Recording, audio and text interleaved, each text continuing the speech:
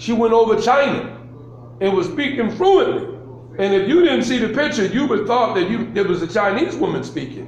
She was over there in a Chinese class instructing them on how she wanted them to help them prepare their garments. Because we're going to start preparing our own clothes. That's right, that's right. See, we want total independence. We want to make our own clothes. We want to make our own toilet paper. We want our own businesses. We want our own cars. We want our own banks. We want our own food. And a little later on, we're going to have Brother Samuel's going to come up, because some of you may not know we got our own farmland. When I say we, I'm not talking about the Nation of Islam with bow ties on. This is for all of our people. We got thousands of acres down in Georgia and whatnot. And Minister Farrakhan was taught by the Honorable Elijah Muhammad that when we get farmland, we are to figure out how much wheat bread to go on the table of every original man that's here in America and whatnot. So in order to put a slice of wheat bread, in order to put wholesome milk and chicken and different things like that, we got to have farmland. And we got to unify, because this man here, and just going to share this with you to show you how these wicked people that run this world. I just went into the kosher ShopRite this morning. Went and got some kosher cheese. They said it was kosher for Passover. I turned the package over on the back, and guess what? Partially genetically modified. Man, I went up front, they get tired of me. I said, excuse me, I want to speak to who sanctioned this deli as being in harmony with Moses' law. So the man came down and whatnot. I said, sir, what rabbi scholar sanctioned this deli as being in harmony with Moses' law when you putting cheese on the shelf saying it's kosher for Passover, and it's got on the back that it's made with genetic engineering? Well, I don't know whatnot. I said, I want to know if the rabbi is one that follows the Talmud or one that follows the Torah. Because this is important. Because Moses was from our family. And God gave him commandments to give to the white man that the white man had to live by. And now what they're doing is they're putting Moses' name out there, but they're designing things that are of a satanic nature. So when I got on the man came down, man, he had the black beanie on and whatnot, man. And I said, sir, are you a follower of the Torah or the Talmud? He wouldn't say what it was, but you know what he came out and said? Well, see, I follow the modern. See, he didn't want to put Talmud out there, because the Talmud and some of the stuff that they can do in the Talmud, sisters, I don't know if you know, but the white Jews that run this country, in the Talmud, what they believe in, they can have sex with a child that's 3 years and 1 day. That's in the Talmud. It's not in the Torah. It's not good. See, that's not the commandments of God. But if you get the book, and Minister Farrakhan told us to get it, bring it down and look it. You can Google it. In the Talmud, it says that white Jews can have sex with children 3 years and 1 day. And they can have a sex with a boy. If he's been violated first, the rabbis then can have sex with him at the age of 9. This is stuff we doing. These are people we looking at, Mr. Goldberg, Mr. Virgil. We looking at these people as if they're so great. So with that, we got Brother Youssef.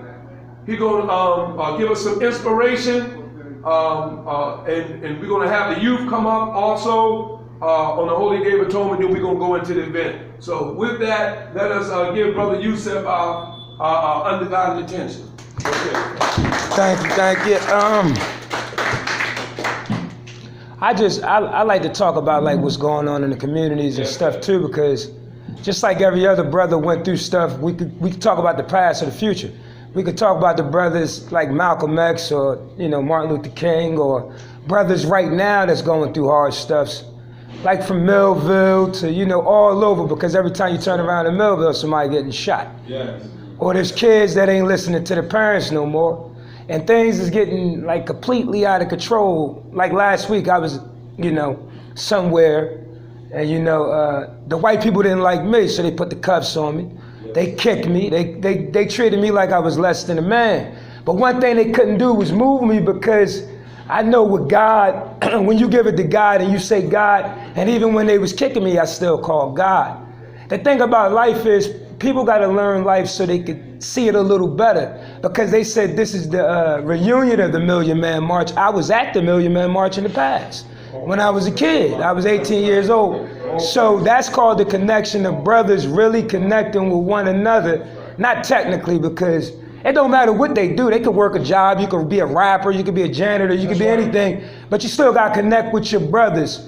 And the ones that we really got to connect to is the ones right there, because they the future. There's too many older brothers still living thinking it's about them and they got kids. That don't make sense to me. That's right. You know what I mean? Because when you become a man, you got to forget about, you got to raise them kids. You got to make sure they can guide and be there for their mother when they snatch us. Because they snatch us. I've done time. We all do time. Even if we're not in jail, we're still doing time. They locked my nephew up for no reason. They locked my dad up for no reason. Every brother in the United States, they lock up for no reason. But they kill people and they still free. It doesn't make no sense to me. You know what I'm saying? And then they say they paying and giving money to people to work. How can they survive when the poverty rate is low and where they're living? You got to go out your door and duck gunshots or drugs in the community or crooked people. And this day and age, we don't even know. Sometimes we can't even trust our own family. But we could trust in true love. We know true love because we can feel true love. Like when I was talking to you the other day, I felt love. That's why I stayed there and talked for hours. Love, when you get love, you gonna give love. If you ain't giving out love, how do you think you gonna get love? And if you ain't doing nothing for your community, how you feel as though you gonna rise? Because if you hurt somebody in community, it's like hurting yourself. You tearing your own people down. If you tearing your own people down, it doesn't really make sense. Because the white man been tearing us down for years. I remember when I was his age, I used to sit on the bus and they used to put stickers on my seat and said I was a nigga. I was a little kid in kindergarten. You know what I'm saying? I know what his experience is. If you black and you try to date out your race. I was married to a woman. She was mixed Indian and white, but they treated me like nothing. I know, look, when they talk about slavery, I know what it feels like to really deal with real live slavery. Slavery exists in America for years and it's going to stop. Racism might not stop, but the way we could change it is gradually, literally, is giving it to the new ones that's born each time, because that's how you break the chain.